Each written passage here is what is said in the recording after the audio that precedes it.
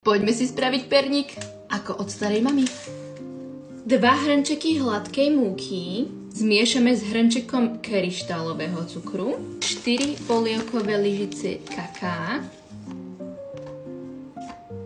1 lyžičku škorice, pridáme celý kypriaci prášok do perníku, zamiešame, pridáme 3 vajíčka, pol šálky oleja, 1,5 šálky mlieka,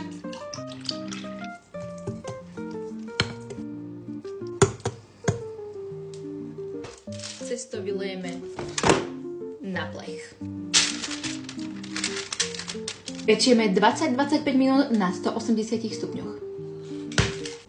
Potrieme lekvárom. Roztopíme si horkú čokoládu vo vodnom kúpeli a zmiešame ju so smotankou. Pridáme roztopenú čokoládu so smotanou.